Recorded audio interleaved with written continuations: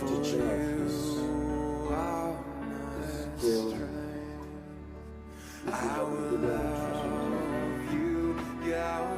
Pray you guide us. We pray you open our eyes to see every hidden truth that you want us to know and to go with. Father, let your direction, let your guidance, let your spirit. You give me feet like a deer so I can climb those mountains. You raise me up on the heights so I can overcome. I can run against the truth. I can leap over walls. Train my hands for war, and I'll bend a bow of drums for you. Right, tonight we go into what we have.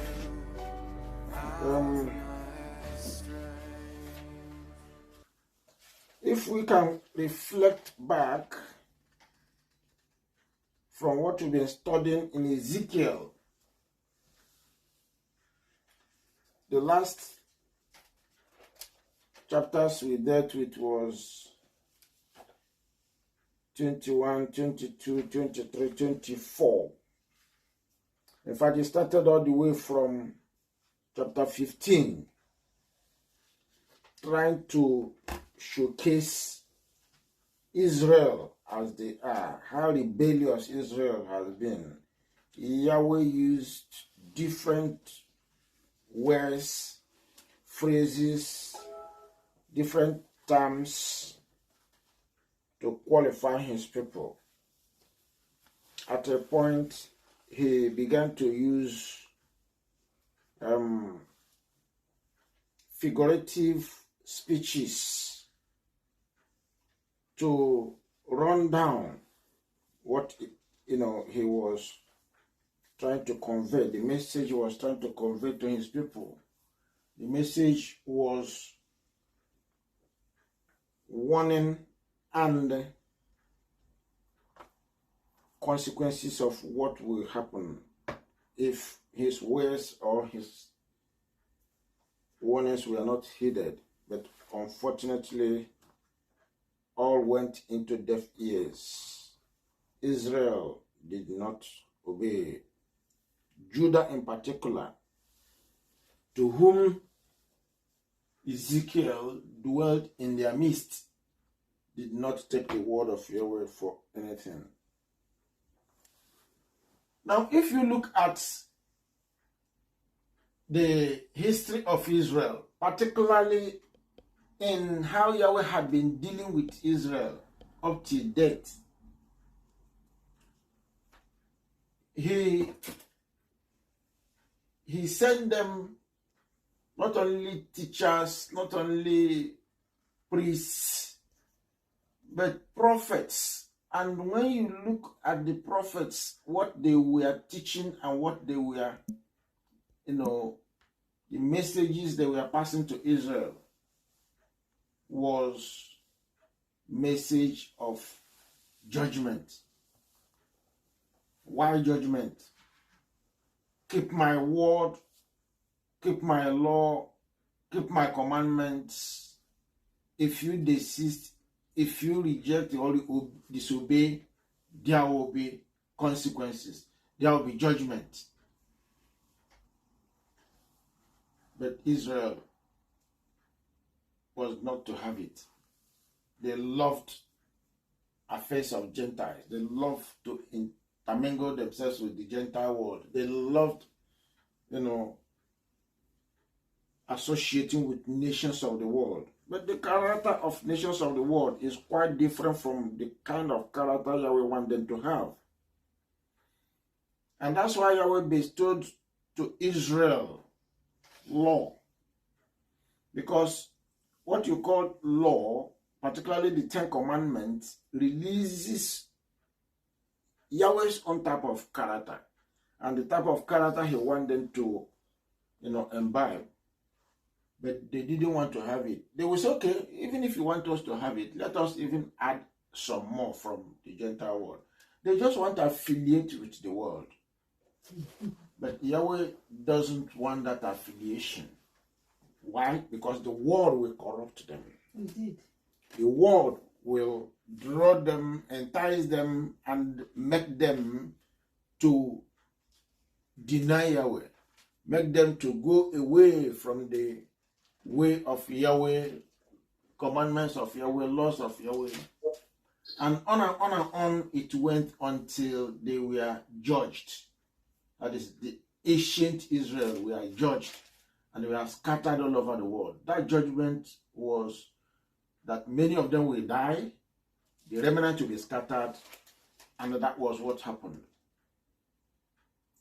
Then the prophets, including Ezekiel, talked about or prophesied about Yahweh judging nations. Yahweh judging nations. And why would Yahweh judge nations? In a bit, we are going to talk about that. The nations were not given the Torah, the oracle of Yahweh. They were not given. The nations were not given the covenant. They were not made priests. No member of the families of the world or nations were made to be priests. Never, except Israel. But why would Yahweh judge them? We will hear that in a bit.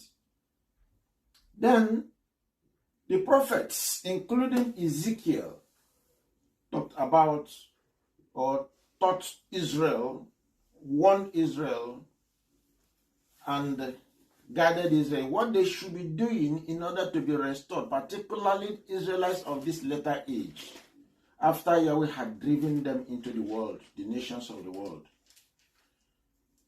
So, the prophets, if you look at all that they wrote, captured three items: judgment of Israel, judgment of nations, thirdly, restoration of Israel. Now, without wasting much time, this evening we are going to deal with Ezekiel chapters 25 to 32. You will say, how? It's too much. We may not even spend time in them. Much time. Today is the 17th, isn't it? Mm. We may not spend so much time. In a way, I'll try to see if much summarizing them will help us to move forward. 24. Chapter 24. We've done 24. Who said? 24. 24 was a read up. We still should read it up. Well, if we've done it or not, thank you, Eugenia, for reminding me. Because I've been saying most of all these things, we should be reading them. Ezekiel 22 up to 20. This is it. We treated it. It was the last. I rushed it, I know. The cooking pot. And the cooking pot has to do with Yahweh's judgment. It's all about judgment. All right. Let's move into what we have tonight so that we can finish it, because it's massive. But in as much as it looks much, chapters 25 to 32, it's not as you think of it, because if you start reading them, they appear to be repetitive, but they are touching nations. So Yahweh, in this particular 25 to 32, you see Yahweh talking about nations, judgment of nations. So tonight we are dealing with judgment of nations. All along from chapter 1 of Ezekiel, we've been talking about judgment of Israel. Whether 10 tribe or Judah, the 2 tribe or 3 tribe, it's been all about Israel. The heat has been on Israel. And shortly in the same Ezekiel, we see where Israel will be having a breathing space. Sort of Israel will be hearing Yahweh, speaking with them with words of comfort, with words of renewal, with words of drawing them together, with words of restoring them, with words of taking them back to their land. So we have looked at number one, the judgment of Israel from the earlier chapters 1 to 24. And now, judgment of nations will be from chapters 25 to 32. That is how the book of Ezekiel was, serialized, or if you like, calibrated. Then we'll be hearing from 33, you'll hear Yahweh with, soothing words of Israel being taken back to him. And by that time, Israel would have repented. Then talking about that, you talk of restoration of Israel. And somewhere along the line, he will be talking about dry bone when you get to 37. How Israel still will be restored back to life, and Israel standing as a mighty army. Then on and on, by the time we'll be getting to 38, 39, by that time Israel had gone home. 38, 39, Israel has gone home. And from there, Yahweh will be talking about the temple. We're talking about building the temple in the land of Israel, and Israel will be a powerful nation again, which they've lost because of disobedience. Now, that is Ezekiel, the remaining part of Ezekiel, the chapters that we are, we have to conclude. That is what they contain. But meanwhile, let's quickly look at how we do a kind of preamble to capture chapters 25 to 32. What is it saying? Almost what I've said, because all of them came as repeating itself. Now, the title of what we have this night is Messages Against the Nations. And that is Ezekiel 25 to 32. All the prophets, priests, pastors, teachers, etc. were all sent to teach and warn Israel to desist from sin and turn to Yahweh. Yahweh punished Israel for their disobedience, for not heeding to his call. And finally, he drove them away into Gentile nations that never, and up to tomorrow, are not there to know him or worship him. That will come when Yahshua returns the nations of the world. But they worship something else. They worship another. And that is why you see things going the way they are going today. The way you think is not the way they think. The way they act is not the way you act. And that's why Yahweh wanted Israel to be his special people, to follow him, to have his character. So if we understand who we are, we will appreciate what is going on in the world we are today, because it's not our place, it's not our home. There's massive difference between you, an Israelite, and the Gentile people of the world. Their thought processes are quite different. The way they act, the way they react, the way they behave, the way they, see things. It's not how you yourself see things. Now, Israel have been under persecution before and after they were scattered into the nations of the world. They have had unfriendly neighbors, whether when they were in the land of Israel or even in the Gentile world where they are today. Now, because of their joining or relating or associating with those Gentile nations, they enter into persecution. And as a result, particularly their hostile neighbors, when they were in the land of Israel, that the hostile neighbors joined, forces with the nations that betrayed them, that took them to exile. Those neighbors, theirs was to also afflict them, persecute them, do everything that will make Israel lose their land. And when they saw that happened to Israel, some of them were clapping their hands, some of them were jumping up, some of them were even inciting nations like Assyria, nations like Babylon, nations like Medes and Persia, nations like, or empire like Rome, the last of the, remember, the last of the beasts, Rome. So they faced persecution with those that lived with them, and also while in the nations of the world where they are scattered, the persecution continued. Israel had never had a breathing moment, because after they were driven away into the Gentile world, all that they had were plundered.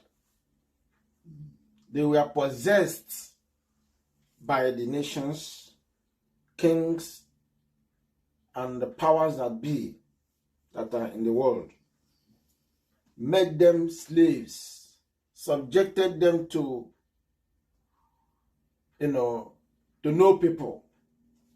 And that was what Yahweh said.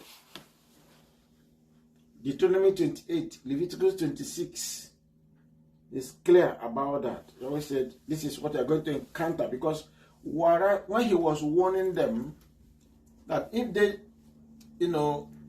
rebel against him, they're going to encounter trouble that they never imagined. That was part of what he was telling them. That they're going to lose their identity. They're going to be subjected into slavery, or into slaves. They're going to be slaves. They're going to be persecuted. But they didn't care. They didn't. It's like something that's a tell that you speak to the children, and after listening they dance away and everything will fly from their ears. Mm-hmm. So Israel, was then behaving like a baby, and all that Yahweh said, also recorded by the books, by the prophets, came to pass. While in the Gentile nations their persecution gained momentum, they have been enslaved, labored, tortured, and killed in numbers. Up to today, their land is occupied both by their hostile neighbors and the United Nations Organization. United Nations Organization, UNO. The progenies of United Nations. Progeny here means descendant of a person. That is somebody that, come from you. United Nations had raised nations or people to go and occupy that land. That's what it means, the progenies. Or the proxies, those that were given authority to do so.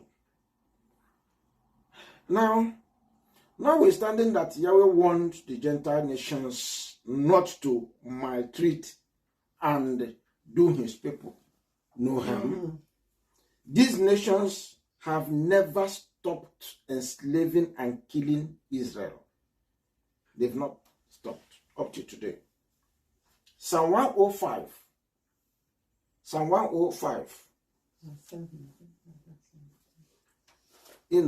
gave us clearer idea of what has been transpiring, or about this warning. Psalm 105, 14 to 16.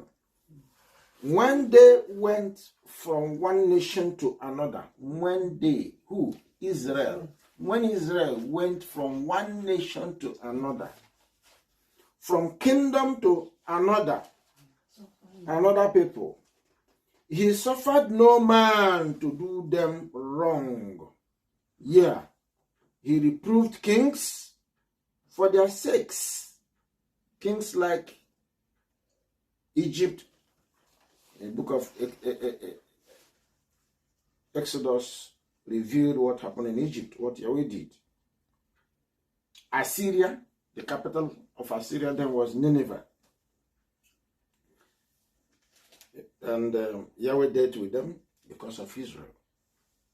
The empire of Babylon, Yahweh dealt with Babylon because of Israel.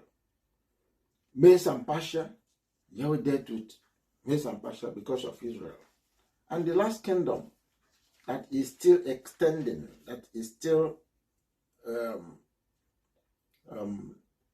in play today, the kingdom of Rome, Roman Empire, are today holding Israel captive. They are still holding Israel captive.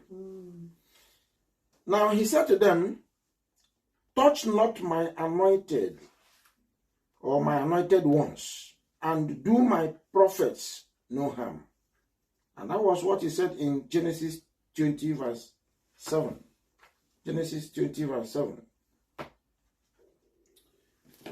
Let me get Genesis 20 verse 7.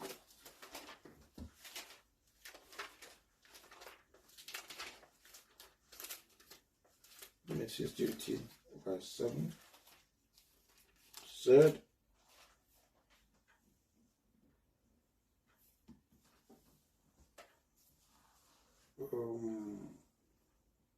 now return the woman, Genesis 20 verse 7, the woman to her husband, and he will pray for you, for he is a prophet. Then you will live. But if you don't return her to him, you can be sure that you and all your people will die. So Yahweh gave, if you like, that injunction that Israel is special, Israel peculiar, Israel is his own firstborn. If you do anything against Israel, you will die. Yahweh will hurt the person until the person dies. Now that was like a decree in place. Don't touch my anointed. Don't hurt them. Don't harm them. But the Gentile nations wouldn't. But why is it that the Gentiles wouldn't want to listen? It's like when they were in Egypt. Egypt hurt them. Egypt enslaved them. Egypt killed them. They suffered persecution. They suffered affliction. Why? Because Israel themselves were doing their own thing, their own idol, worshiping their own idol, living their own lifestyle, the lifestyle of Egypt. And that's what Yahweh has been warning Israel. Don't associate yourself with these people. Don't mingle yourself. Don't entice yourself. Don't give yourself. Don't just separate yourself from them, or else you will become Gentile. They will make you to be like them. You will be the same. And I will judge you. So it was because Israel gave up themselves to the Gentiles. And when anybody who is anointed of Yahweh, anybody who is called of Yahweh, who is a child of Yahweh, dissociate himself from Yahweh and affiliate himself with the world or Gentile people, follow their character, follow their ways of life, worship their idol and all that, that person is going to be destroyed. And guess who? the people he is or she is associating with, the Gentile world, will do the needful, will do the killing or destruction. They are the people. If you look at all the whole neighbors Israelites were having, particularly those that they were relating or affiliating with, those were the people that destroyed them. They affiliated with Egypt, Egypt destroyed them. They affiliated with Assyria, Assyria destroyed them. They affiliated with Babylon, Babylon destroyed them. They affiliated with Medes and Persia. The Medes and Persia came against them. They affiliated with Roman Empire. The Roman Empire, caused the fall of Jerusalem and the temple.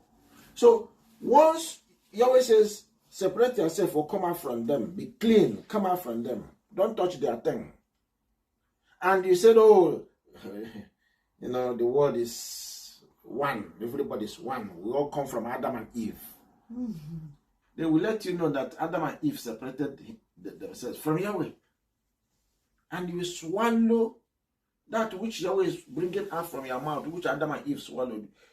You find out that you have now said, okay, let it remain in my tummy, and then let me operate the way these people are operating. Because there's something good with them. There's nothing good with them. Yahweh want to take away whatever Adam and Eve swallowed, so that he will separate you from them. But we are resisting him. We are resisting him. So, because Gentiles pretended as if they are innocent, let us kill them because they are no people. They rejected their Yahweh. They don't have Yahweh. Let us destroy them. Yahweh said, okay, they are my people. No matter they have sinned, I'm going to judge you. That's the Gentile nation. Because these nations will not obey Yahweh's instruction. What is that instruction? The instruction that we read a while ago, touch not my people, do them no harm.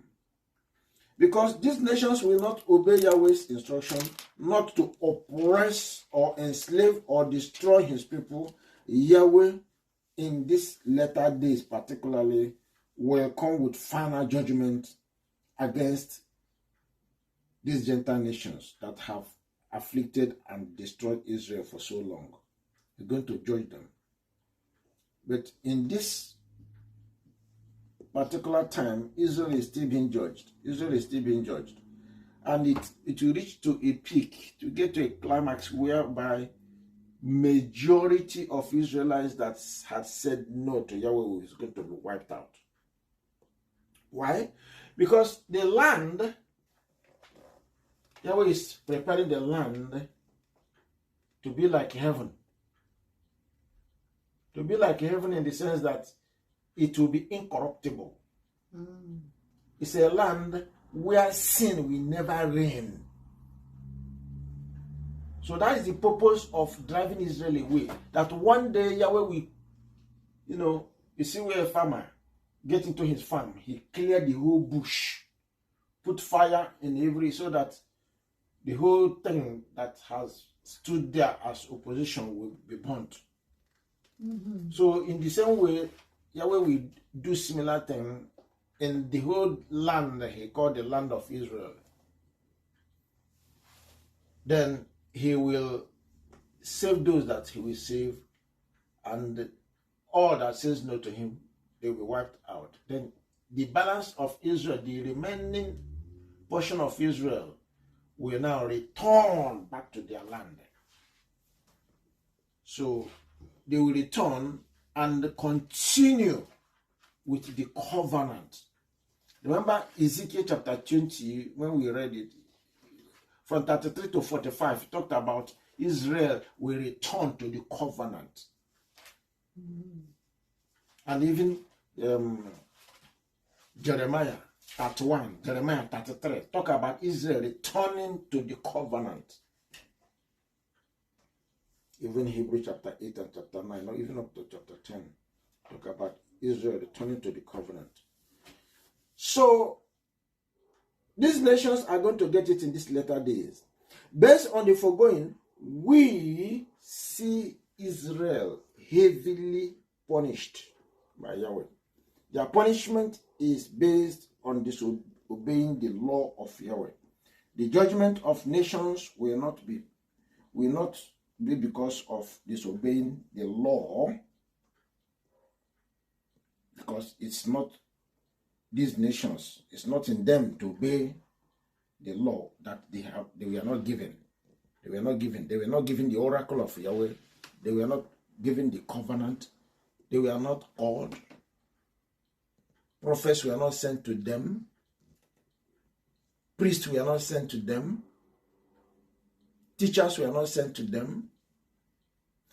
However, when Yeshua came, they began to hear from priests, from pastors, from evangelists, and so on, that if any of them will hear and turn to Yahweh, then they will be accepted into the vineyard, into Israel, they'll be grafted in.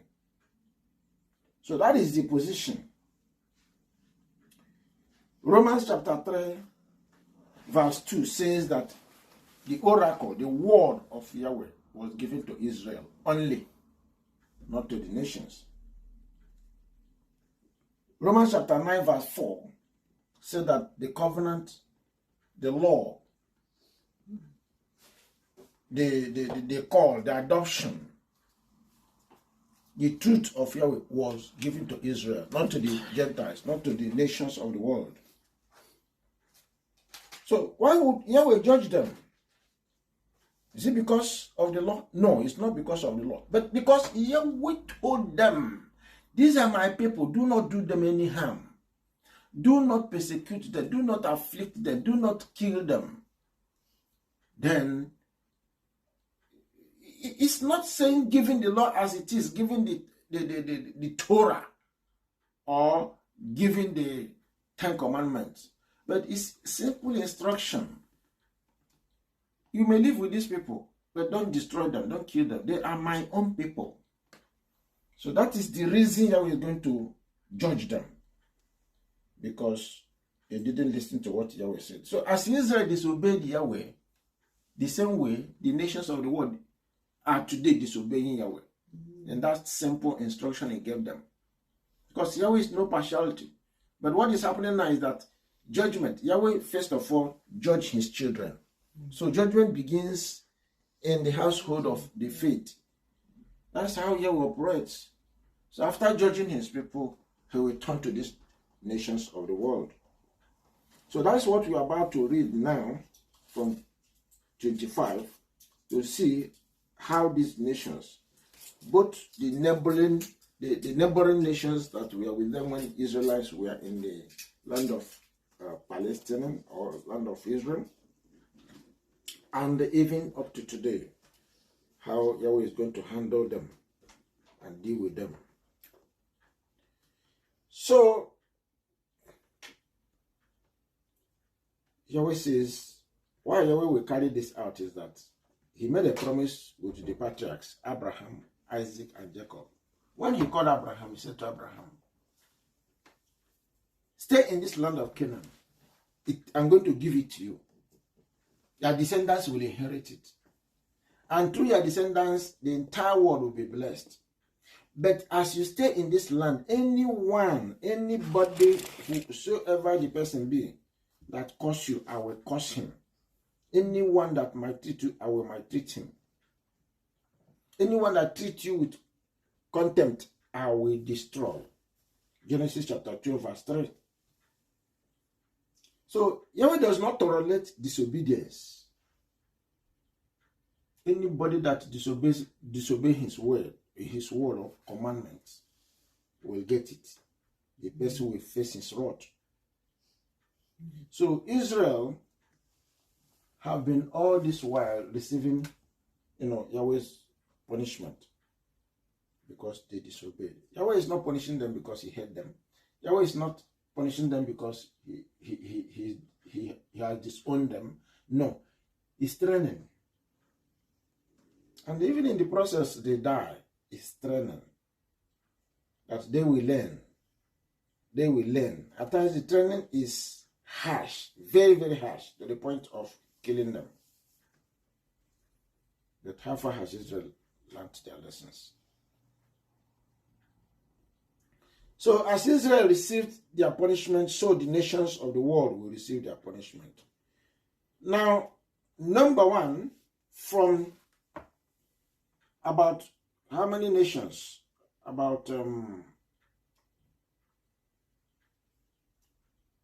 7 or 8 nations that represent the whole of nations of the world, from what Ezekiel captured, from the eyes of Ezekiel to what Yahweh was showing him.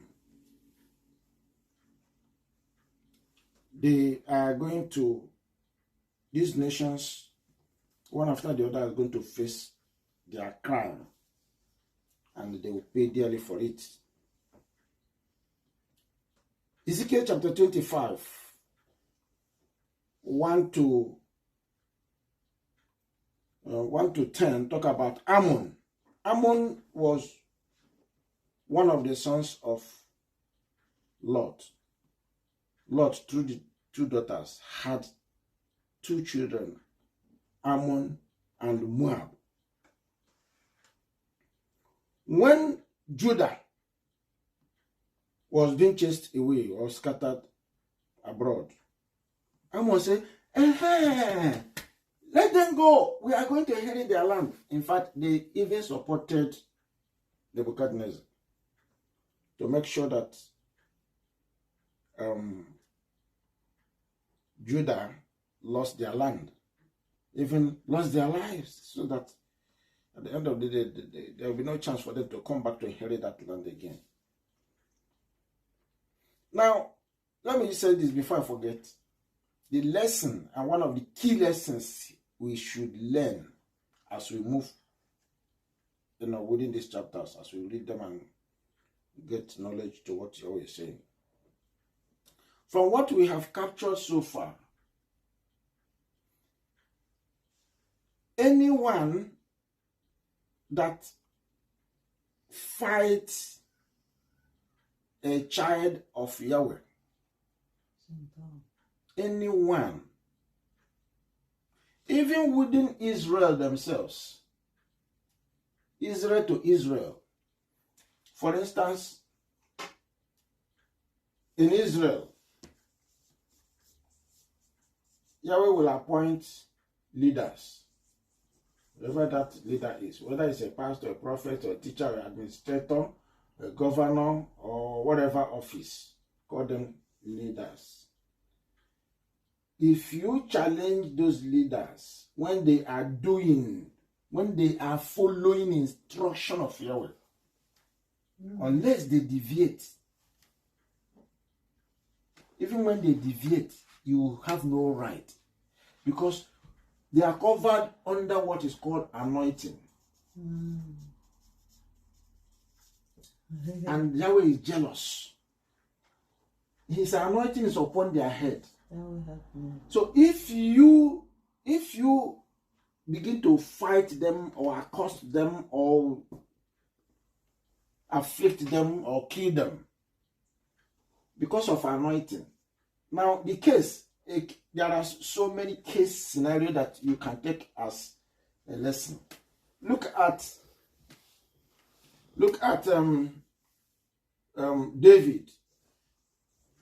David versus Saul. No matter, Saul chased David to the point of killing. In fact, most of the Psalms that David wrote was because of what he foresaw in the hands of Saul. Saul wanted to eliminate him at all cost.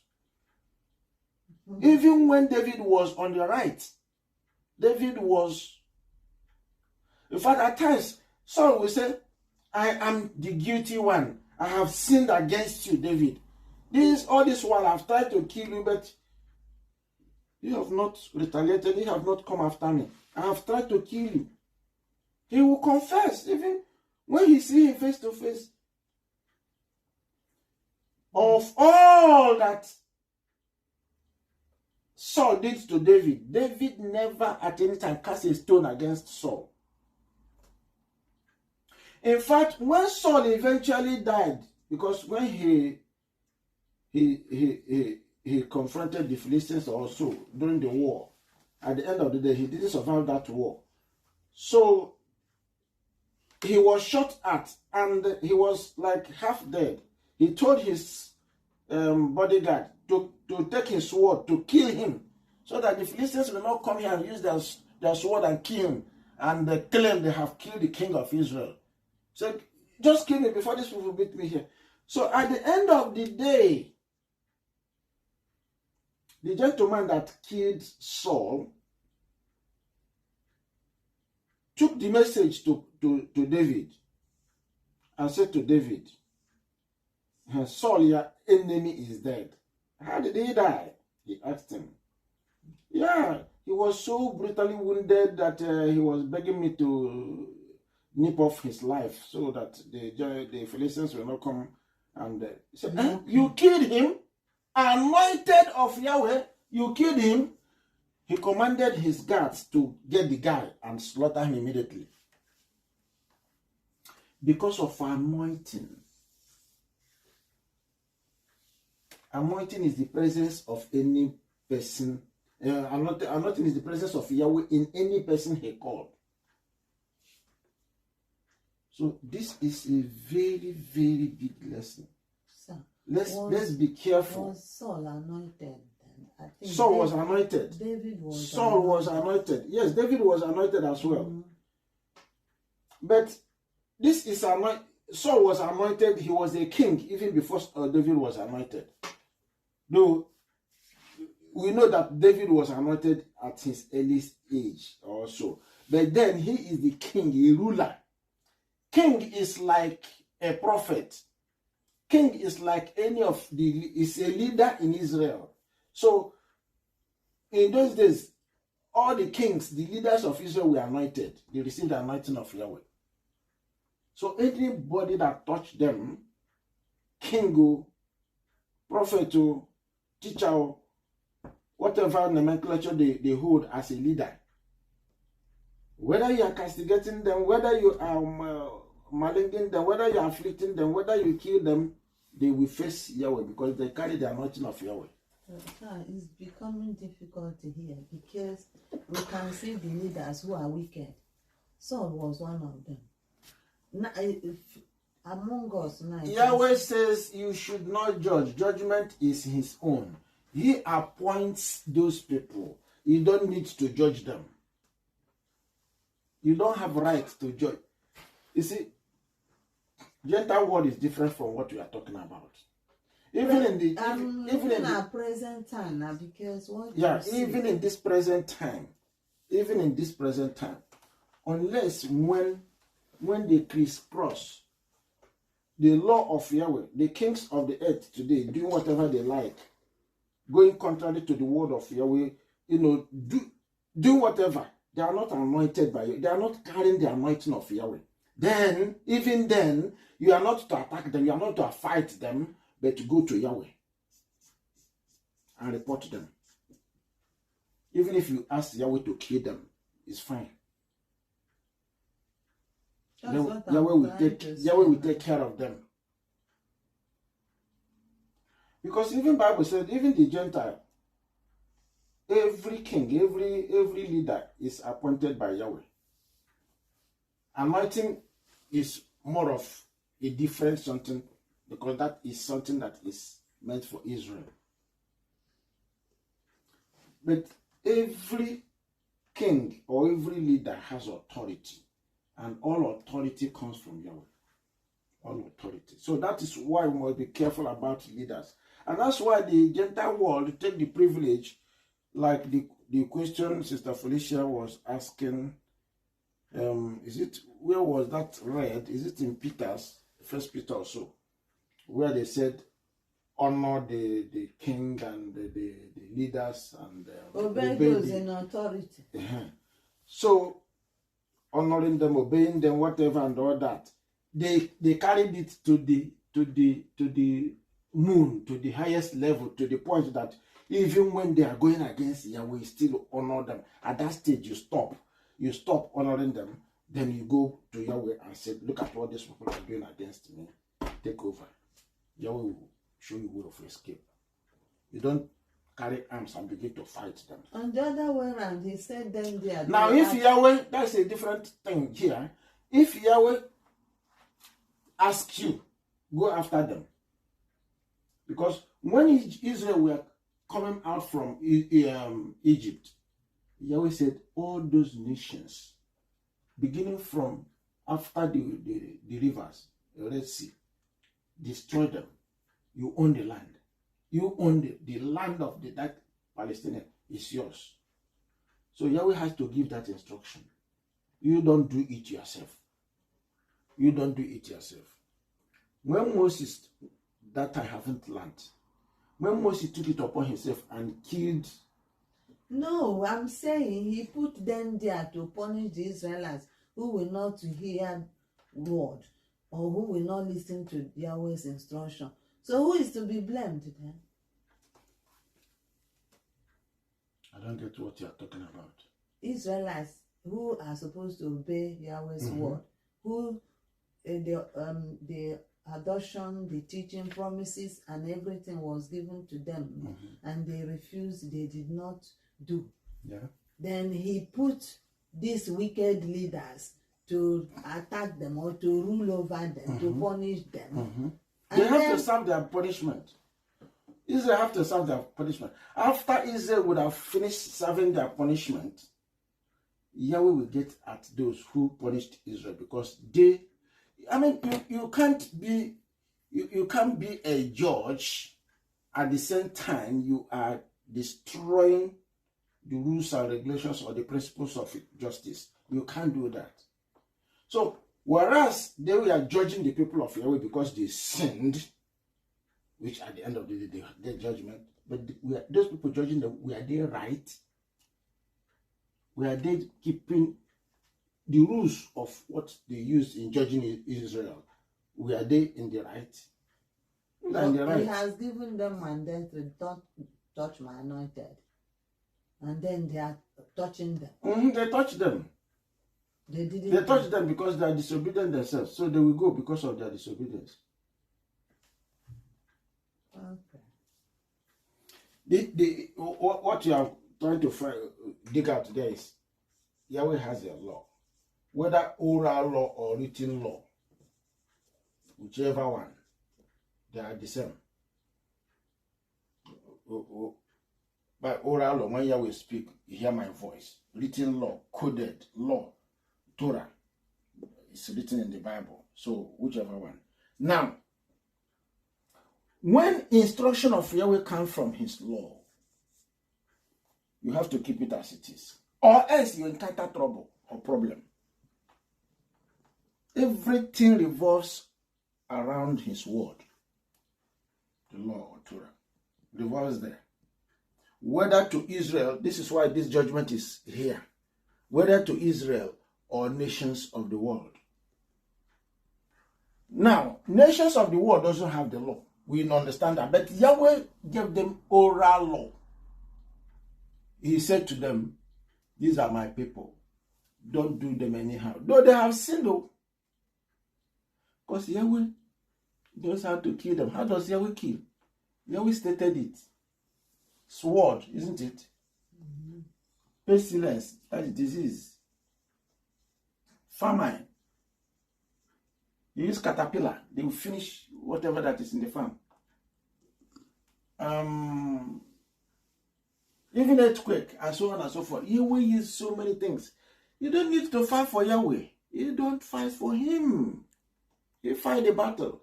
And if he send you to go and fight, go. Israelites were sent.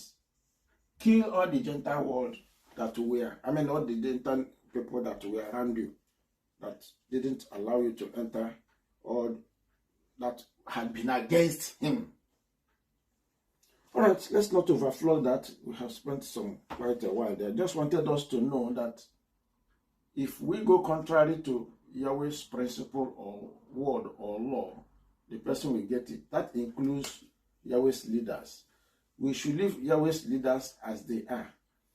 We should not, rewrite or want to change them or want to overthrow them that will be a crime. Because that was what Satan did. That's what Yahweh is trying to avoid. That confusion. So Yahweh want to avoid it. Chapter 25. We see here, when Jerusalem fell to Nebuchadnezzar, these neighboring nations mocked. These neighboring nations include Ammon, include Moab, include Philistia, include, Tyre, the kingdom of Tyre, Edom. Now, when Jerusalem fell to Nebuchadnezzar, these neighboring nations mocked the Jews and rejoiced at their downfall.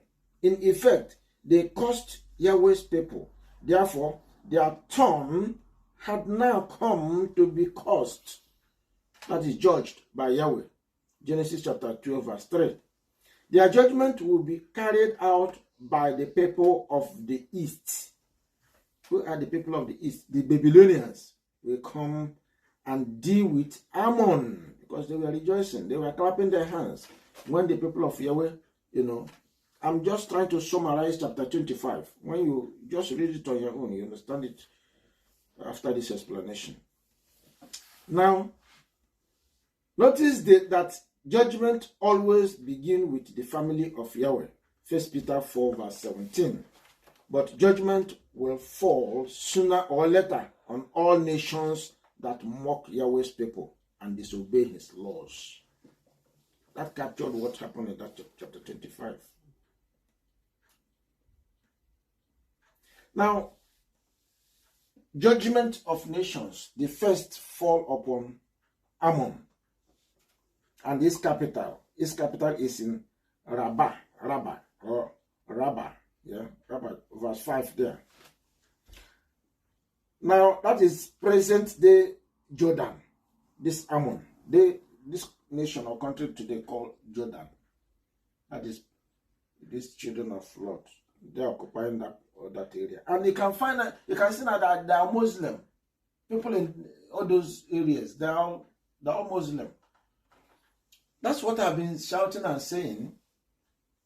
That Israel that are scattered all over the world, whether these nations or these neighboring people that are part of the children of Abraham, Isaac, Jacob, they had all followed religion of this world. If it's not Christianity, it is Islam or Judaism or Hinduism and so on. So Ammon went and dwelt in the side of Jordan, located immediately within the eastern part of Israel. That's where they are. Ezekiel's prophecy of the destruction of Ammon was fulfilled 5 years after the fall of Jerusalem. So Yahweh visited Ammon and dealt with them. So whatever remnants of them that have multiplied and situate themselves in that Jordan area, in these latter days, he will visit them. When Israel will be going back, just like what happened when they were leaving Egypt. As soon as they crossed the Red Sea, Yahweh said, slaughter them, kill them, and possess their lands. So the same thing will happen in these latter days. That's what the Bible said. It's not what I'm saying. So again, as with all his judgments, Yahweh's desire was that the Ammonites come to know that he is Yahweh. Verse 7. So Yahweh will showcase his power even in these latter days to show them that he is the owner of heaven and earth. He is Yahweh of Israel. Now, verses 8 to 11 talk about Moab. Moab, together with Seir, that is Edom. Seir is Edom. Moab is brother of Ammon, the two sons of Lot. They insulted Judah, saying it was like all the other pagan nations. Verse 8 there. Therefore, Moab will be given to people of the east, Babylonians. Again, verse 10. Moab was cast off the Dead Sea and just south of Ammon. Yahweh's ultimate desire for the Moabites was that they too, come to know him. Verse 11. That he is Yahweh. Because in this letter, he is going to destroy them. He's going to deal with them because of what they did to Judah. When Babylon was taking their lands, the land of Israel, they were happy. They were clapping their hands. They were propping Babylonians to take away these people, kill them. And they were saying, oh, the land will lie fallow now. We are going to possess the land. I always say, okay. You have inspired them. You have infiltrated in their life, corrupted them, and now you want to take their land. Okay, come and take their land. Now, the next in that chapter 25 is Edom. Seir. Edom was located just south of Moab and Judah.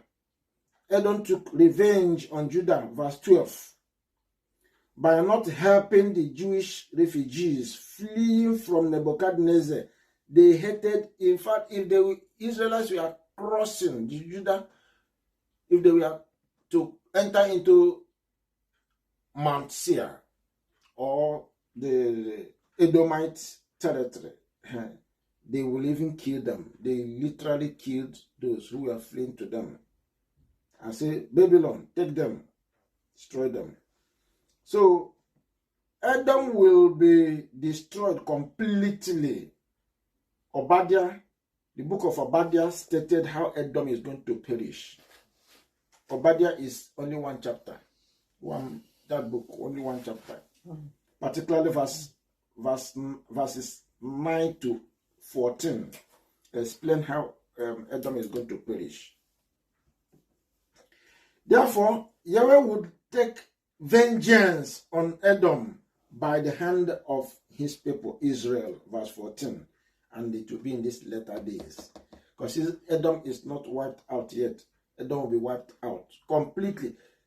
Edom is one of the nations that Yahweh says they are going to be wiped out. They will not be remembered again in this planet Earth.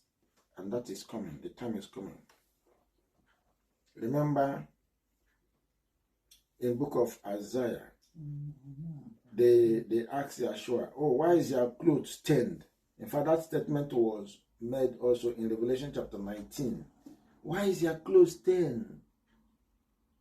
Because they said, as he was coming, his blood, his clothes was covered with blood. And inscribed in it is the word of Yahweh. And when we traced it, we went to Isaiah. We saw where he said he went to this nation who has been against my people. I looked for somebody to help me. Nowhere, nobody. Then I went myself, slaughtering until the whole of my clothes were stained with blood. So, in these latter days, it will happen. Edom will be destroyed. Initial vengeance was taken by Nebuchadnezzar. Final vengeance, many believe, will take place in the Messianic age when Israel take possession of Edom. By that time, Yahshua will say, and with you, slaughter them as much as you can. Isaiah 11, 13 to 14, Amos 9, 11 to 12. Yeah, Israel will be going back. Edom will not stay. Edom will be swept away. Just take the picture. Let your mind give you a picture of what happened when Israelites were leaving Egypt. So the same thing will be acted out again. Verses 15 to 17 that round off that chapter 25 is Philistines or Philistia. Prophecy against Philistia or Philistines. The Philistines were ancient enemies of Israel who lived along the Mediterranean coast west of Judah. they continued to be hostile to Judah right up until its last days. Therefore, they too would know that Yahweh is the judge of the universe, the heaven and earth. Yahweh is the one that judges. And at the end of the day, they know that Yahweh is Yahweh. It's not a man. They can't touch his people. Touch not my anointed. They rejected. They refused. Oh, they will pay the price, the penalty. Chapter 26. This is prophecy against Tyre. Now, Tyre, this country called Tyre, the story is a bit lengthy here. Tyre was regarded as gateway of nations, very prosperous. As America is prosperous today, Tyre was once like that. They were known with their big economy, and they were thriving so much on their naval base, the sea fronts. The whole nations of the world was, having business with them because of their geographical location. Verse 2. So merchants of Tyre planned to use the ruined city to increase their trading opportunities. Ruined city, that is Israel. At that time, Israel is in mess. It was in a mess. And they wanted to say, let Israel disappear. Let us use their sea, whatever. Let us use their land. Let us use everything there. Let us take over their land, Because it's like Israel was a rival to them, and they never liked it. It was like when Soviet Union was rival to America. America never liked it until they see Soviet Union collapse. They clap their hand, and they became the barbars of the world. So that's just what happened there. So when Israel collapsed and were scattered all over the world, they became champion. And Yahweh didn't like it. Yahweh said, you pay the price also. Psalm 83 was mentioned. These names. Yeah, all these are like Arab world today, all these areas, and they're going to pay the price. They're going to attack Israel because they have been attacking Israel. You can see that Psalm 83. That is good you mentioned that. Psalm 83. Those nations united to confront Israel. It's been all they hate Israel. Let's exterminate them. Let them not be again. And Israel began to cry. So that cry in this letter days, we see it answered. Israel is going to hit them hard. Yahweh is going to give them power. Go on, your prayers are answered. Sweep them away. And because if they don't chase them away and clear them, they will not occupy the land. Yahweh says Israel is going to occupy the land from river Nile to river Euphrates. So they are the people living on all that lengthy, land mass. They are occupying them. So Yahweh is going to make sure that they are cleared. So who destroyed or who overtook or who overran Tyre? 7-14. Nebuchadnezzar. This is Nebuchadnezzar. The Babylonians. They were so brutal. Any nation that mess up with them is gone. They swallow it. Tyre would be utterly destroyed and never be rebuilt. Verse 14. And that was what happened. Tyre. It was destroyed. That's that nation. 15-18. Many small nations and islands along the Mediterranean coast looked to Tyre for protection. After Tyre's fall, the princes of the coast would be clothed with terror. Verse 16. Their protector was now destroyed. Tyre was now destroyed. Now, verses 19-21. Yahweh says, he will bring Tyre down to the pits, down to the grave, the place of the dead. Verse 20. It will never again be found. Verse 21. At times, Tyre is tied like Satan, the fallen Satan. The story of Tyre is tied like the prince of Tyre, the prince, that is destroying this world today. So the character and everything is, exhibited in the same way. If you look at We are going to see Ezekiel 28. In fact, from 27 to 28 is talking about this Tyre. It continued. Chapter 27. We are moving forward. It's lament for Tyre. When it failed, from verses 1 to 36, the whole world, was weeping for Tyre. How terrible this nation that is almost perfect. Nation that says, I'm perfect in beauty. Nation that says, I'm indestructible. I'm a queen. I have come to live forever. And all of a sudden, it's just like book of Revelation chapter 13 that is talking about this last day Babylon that is going to fall. Talking about America. The same way it's going to crash. Because it says, I'm a queen. I have a throne. I cannot fail. I cannot fall. I cannot falter. I'm a perfect queen. And everything is smooth sailing in my land. So, but you always look at the so-called perfect queen. He said, well, your crashing is almost at your door. So his pride gets to its head that when that city, the city of Tyre was destroyed, it came suddenly. Proverbs 16:18. When pride comes to the head of somebody, the fall is swift. And when it falls, it wouldn't know how suddenly it comes. Just suddenly it will disappear. 12 to 24. Tyre's trading partners are listed in this verse, verses 12 to 24. You can read them. There are so many there that traded with this Mediterranean regional nation. Those from Middle East also, like Tarshish. Tarshish has been explained to be Spain, and at times they attribute Tarshish to United Kingdom, but the United Kingdom more often is referred to the nation of Ireland, that island nation. The United Kingdom is an island. Yes, it's seated on the middle of the sea.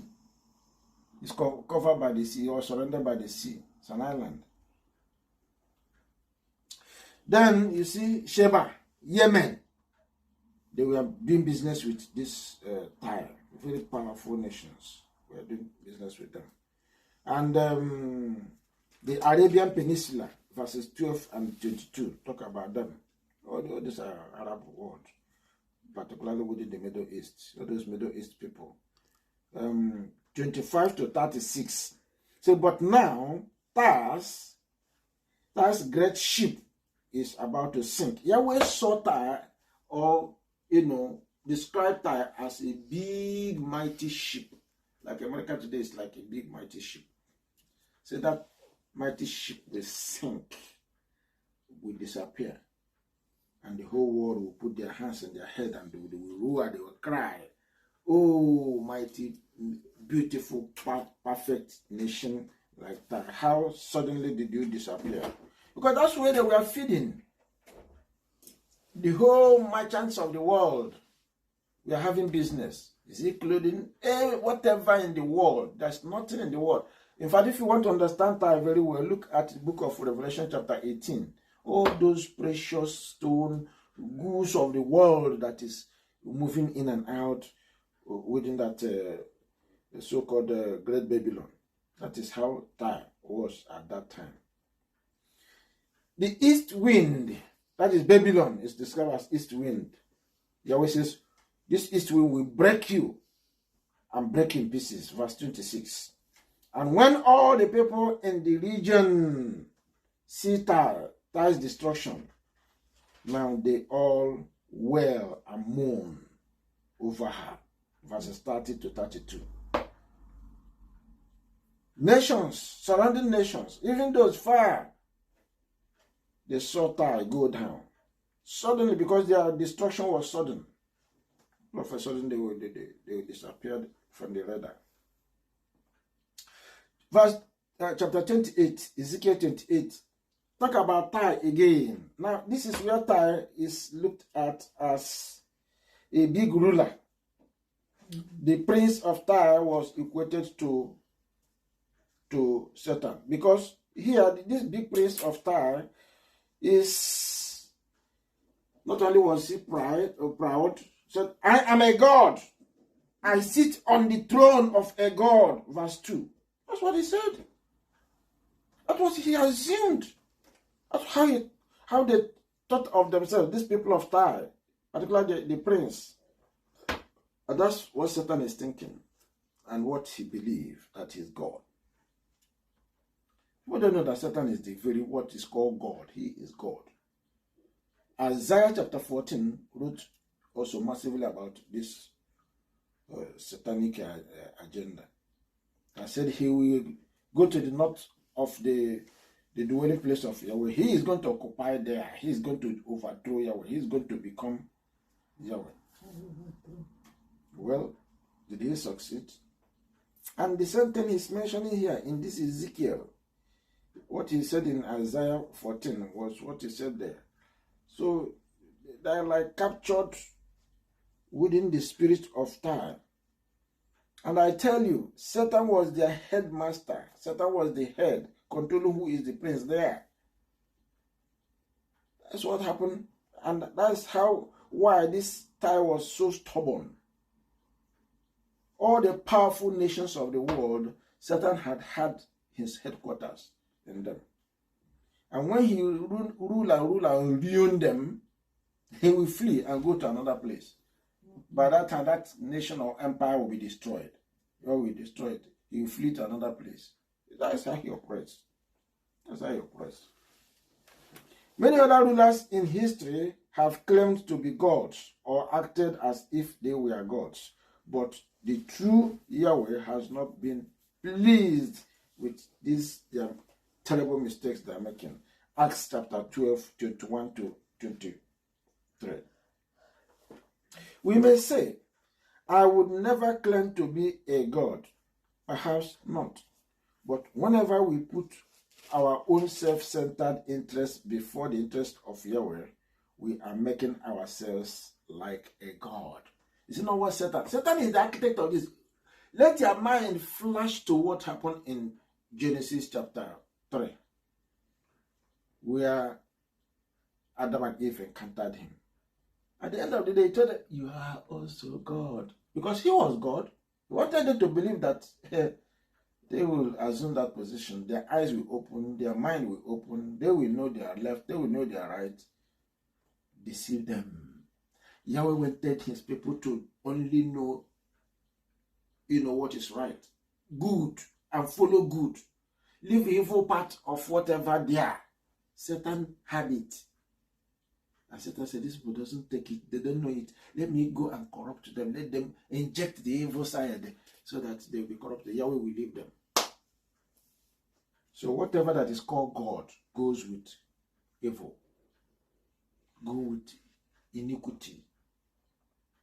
God, evil, doesn't go the way of law or Torah. No. They have their own law and Torah, but it's evil. It's evil. And that's why I said, Yahweh said, don't mix with them. Mixing with them becomes syncretism. You can't be playing the two something. You are playing Yahweh, you are playing, No, don't play Yahweh. You don't intertwine. You don't mix what belongs to Yahweh with what belongs to Satan. He is the God of this world. So on, he assumed and cornered this nation, the prince of this nation, used this prince of this nation to, challenge Yahweh, challenge humanity, become the champion of the world. And Yahweh said, there's a champion greater than you. You are still a man. You are still human. And another human on top of you, or powerful than you, will overthrow you. Babylon, go and overthrow them. And Babylon went. 3 to 10. Here, Yahweh condemned the ruler of Tyre, a mere man, for thinking he is like a god. Yahweh will punish him by bringing foreigners, Babylonians, against him. Verse 7. and he will die the death of the uncircumcised. Verse 10. Verses 11 and 12, 11 to 19. In these verses, Yahweh uses language that is figurative and symbolic with biting irony. He compares the king of Tyre to the first man, Adam. Originally, Adam was sinless, a model of perfection, verse 12. But then he sinned and was driven from Eden, the garden of Yahweh. Genesis chapter 3. In the same way, the king of Tyre, once so wise and beautiful, will be punished for his wickedness. Verse 15. And his proud heart, verse 17, and his many sins, verse 18, will be used to visit him. Yahweh will look at all his arrogance, all his pride, all his evil doings, and he will visit him and punish him. Now, from there, from this chapter 28, we enter into we enter into verses 20 and 23 that talk about Sidon. Many a times, people have, correlated chapter 28 with activity of Satan, the prince that failed, that says he is God of this world. 2 Thessalonians, chapter 2 and so on, where he claimed that he is God. And Isaiah chapter 14, where he claimed he will want the north side of the seat or the throne of Yahweh to take control. And on and on and on. We see his activity in Genesis chapter 3. So Satan has been the one remoting and doing all these things. And using all these so-called, all these powerful nations. Nations you see there, they are powerful, they are powerful. Ask the throne of Satan, is there. Is there. Do you think all the images in America, all those images, they are there for fun? No. They're all his images. Or the things he used to rule human being, tie human being into his religion. Now, Sidon was a sister city of Tyre, that's why they're close there, located nearby on the coast of Lebanon, though less prominent than Tyre. She shared in Tyre's guilt and would be judged accordingly. Why? Because they were not even seen eye to eye with Israel, or they hated Israel. Or at the same time, they were benefiting from arrogancy of Tyre. So when somebody is a friend of a thief, when the thief is being punished, he will also get his own portion. 24 to 26. All these judgments that has been meted against the judgment that Yahweh had against Israel.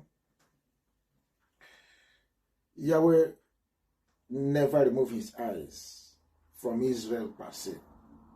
He had them in his heart. Even as he's judging them,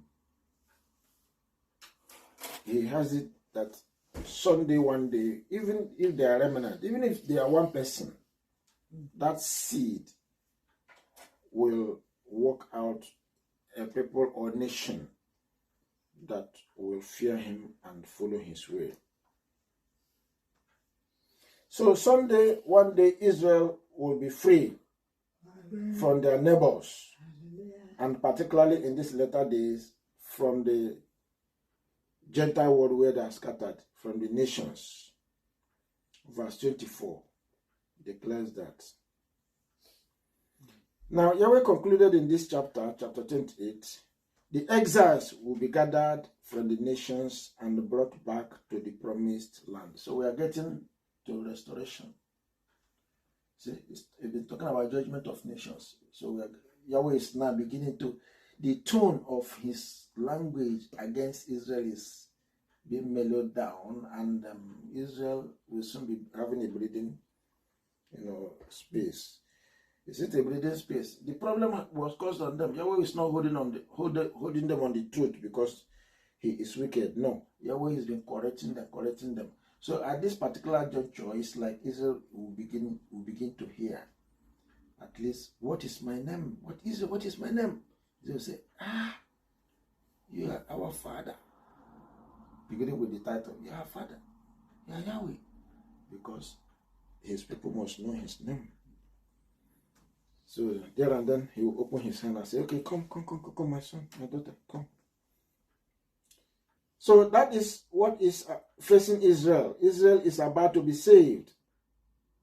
Genesis 28:13. The land he gave to Abraham, Isaac, and Jacob will be returned to them. Genesis 35:12. These words surely must have given hope to the exiled Israelites. The words of Yahweh, you will be restored. After Jerusalem fell, they likely despaired of ever seeing their homeland again. But Yahweh, through Ezekiel, that is, showing us all this, graciously gave them a double promise. Israel's enemies will be judged, and the exiles will be restored to their land. So Yahweh reassured them. These nations will be judged, then Israel will go back to their land. That is a promise, and he will fulfill it. Then said Yahweh, they will know that I am Yahweh their Father. Verse 26. Even up to now, Israel doesn't know who Yahweh is. But gradually they begin to know. They say, oh, you are Father, you are Yahweh. So they are getting there. Israel is getting there. I and you, we are getting there. Trying to know who he is. Trying to call him. And it's trying to put knowledge into our head. We think we know. We don't know anything yet. He will teach us the whole truth. Chapter 29. Oh, time is gone. Prophecy against Egypt. Now, Egypt is the story we know. Egypt dealt with Israel. They were there. They messed them up. They held them. They were even a monster. They ridiculed not only Israel, they ridiculed Yahweh. Even Pharaoh, he thought he was God. And Nile to them was like the life of Egypt. That's why when the plague started, Yahweh first of all went to the Nile and touched Nile. All the whole fishes began to drink blood and they died. And no man was able to drink water that come through there or anything that come out from there. And they got it. So Yahweh had judged them at a time, and in these latter days, Yahweh will visit them again. But in those days, after Israel went back and so on, Yahweh used Babylon to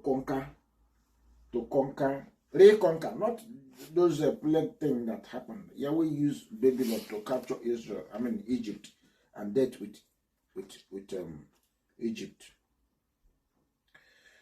So that is, in these latter days, as Israelites will be going home, Egypt is going to be revisited somehow, but Egypt is not going to be wiped out. The only nation that we are told is going to be wiped out is Edom. And this prophet told us that Edom is going to go. Edom is going to be destroyed because of their atrocities against the people of Yahweh. And Obadiah didn't miss word by what he told us concerning Edom. Chapter 30 also talked about Egypt. It's a lamentation for Egypt. 1-26. Read it on your own. They're all talking about Egypt confronting Yahweh, and at the end of the day, there will be this chorus of crying or weeping. Alas, for that day, the day of Yahweh is near, and Yahweh will visit them, destroy them, and many will die, many will perish. And by the time Yahweh would humble Egypt, Egypt will learn to go to Jerusalem to worship Yahweh. Book of Zechariah, chapter 14, says that Egypt said, if Egypt will not go during the Feast of Tabernacle to worship, and Egypt represents a nation, because he also mentioned nations of the world, so there will be no rain in their land. Now we saw this chapter 30 again told us that Nebuchadnezzar finally stretched out into Egypt and made them to pay the price of their disobedience, because they were supposed to be subject to Nebuchadnezzar, but they failed. So Nebuchadnezzar confronted them, and most of them were taken into exile about 587 BC. So they failed. That was a year before the fall of Jerusalem. Pharaoh, king of Egypt, had attempted to interrupt Nebuchadnezzar's siege of Jerusalem, because at that time Israel or Judah had a tie, they had a relationship, and a relationship in case if there's any external aggression against Judah, Egypt will support them. But unfortunately, Yahweh warned Judah, don't tie yourself with Egypt, because Egypt was just a mere grass. Any little shaking, they will go. So as soon as Jerusalem fell, now Egypt followed, because Egypt wanted to interrupt or stop Nebuchadnezzar from the siege of Jerusalem. At the end, they failed. Jeremiah 37, 5-8 reported that the Babylonians had driven the Egyptians back to Egypt. They had broken the arm of Pharaoh, verse 21, just one arm. So they were not completely taken away or destroyed, but portion of them were taken away. But Yahweh was planning to break both his arms, verse 22, and disperse his people among the nations. So what happened to Judah or Israel would have happened to Egypt. Yahweh would have scattered the whole of Egypt and dispersed them. But some portion of Egypt were dispersed. Then the remainder was left. That is a grace from Yahweh for Egypt. Then the Egyptians would know that it was Yahweh who had brought this judgment upon them. Chapter 31, Cedar in Lebanon. So Lebanon would have their own. They would have their own price, and they did. But in these latter days again, they will be remembered. All these nations are still lingering. In these latter days, they will pay the ultimate price. They will vacate their land. They will be swept away. As Israelites were chased or scattered all over the world, they lost their land. The same way, they're going to lose their land. And Israel will occupy their land forever and ever. That calls for jubilation. Even when we are jubilating in this case, Yahweh will not hurt us, will not kill us. Because it's final onslaught, final judgment. Because they punished us and punished us and punished us and punished us. Yahweh said, enough, you can't continue like this. So it's a time to return joy and peace to the people of Yahweh. So Israel will deal with this Lebanon of a people and possess their place. Chapter 32, a lament for Pharaoh. A lament for Pharaoh. It's the same Egypt. Just read it on your own. Having lamented for Egypt in chapter 30, Ezekiel is now told to take up a lament concerning Egypt or Egypt's Pharaoh. This lament is essentially a prophecy foretelling the Pharaoh's Pharaoh's fate. In figurative language, Ezekiel envisions a horrible end for Egypt's king. When he dies, Yahweh will darken the land. Even the heavens will be darkened, symbolizing the end of Egypt's main god, the sun god. You see, even the Bible we read today is corrupted from Egypt. This Tammuz of sin, the Lord and all that, Egypt.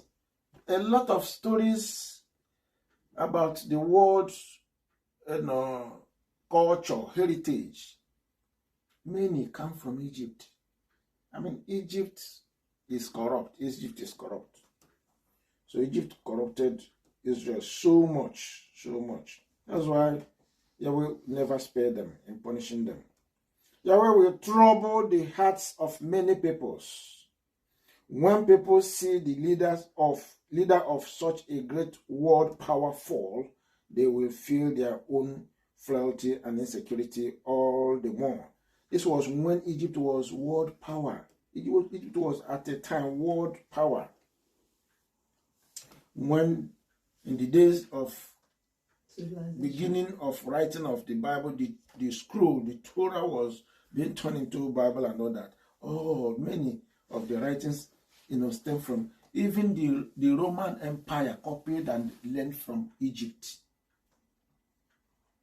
Even the papacy, most of the things papacy do today, we are learned from Egypt that corrupted the whole situation. In this verses, Yahweh again says that Pharaoh and his people will be overthrown by the most ruthless of all nations, namely Babylon, which happened. It happened. In his final message against Egypt, Ezekiel is told to lament for Egypt as it descends to the earth below, down to the pit, the grave, the place of death. Verse 18. There the slain Egyptians will be led among the uncircumcised. Verse 19. That is, among the disgraced, the uncivilized, the unrighteous people. Ezekiel 28 verse 10 talk about that. Where Satan and all that, when they finally when they're crushed. Other nations will be there already. Assyria, verse 22. Elam, I think Elam is Syria. Present day, Elam is Iran, is present day Iran. Verse 24. Meshech and Tubal, present day Turkey. Verse 26. And many others. Such is the end of all nations and civilizations that do not acknowledge the one true Yahweh, the Yahweh of Israel. It's all about Yahweh of Israel. Nations that do not acknowledge him, nations that do not hear his voice, and when he says, do it this way, and they do it the other way, they will pay the price. But most price of breaking the covenant, the law, is being paid up to today by Israel. Israel has been the culprit, because they are the people that we are called the first fruit, the firstborn, the people of Yahweh, the people that are supposed to know him better, the people that are supposed to know and teach others. Unfortunately, they failed. And because they failed, all those nations stampeded on them because of their failure. You serve anybody that opposes Yahweh or that does not know Yahweh, that person will kill the person, will deal with the person.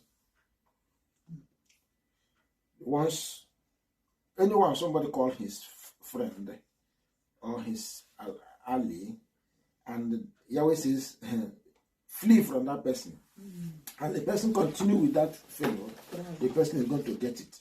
Because Yahweh, who sees in advance, who knows the end from the beginning, knows that there's nothing good from anybody who rejects Yahweh, who follow idol. Idol is all about evil. Idol, anything that comes from idol is evil. And that's why those who follow idol or gods of this world, they are evil. No matter how wonderful they may look, no matter in the surface how they look fine, how they talk fine, how they behave and all that, inside them they are like Esau. Why did those two brothers, Esau and Jacob, Yahweh decided to choose Jacob? He said, I will have mercy on whom I will have mercy. Because he sees the inside. In the physical appearance and in the surface, you say Esau is the best man. Esau is the firstborn. Esau is good. Esau can go out and fend for his father and all that and all that and all that. But there is something sinister in Esau. There is wickedness. Esau doesn't forgive. It's a terrible thing. But Jacob may forgive. But Esau doesn't forgive. And who will be there? In fact, Yeshua in teaching of prayer, he said, if you do not forgive your brother or your neighbor or whoever, and you go to the Father to ask, your Father will not forgive you. Forgive us our trespasses as we have forgiven those who trespassed against us. When we confess that and we don't do it, hey, forget about praying to Yahweh. Because each time the person goes to Yahweh, the person is getting trouble. Person is, as soon as you kneel or come to you, instead of getting blessing or or whatever that you are coming to ask from Yahweh, the person is going to get curse. That is how it goes. Yahweh's word doesn't change. May Yahweh bless you, keep you, continue to strengthen you. Amen. Any query, observation before we draw conclusion?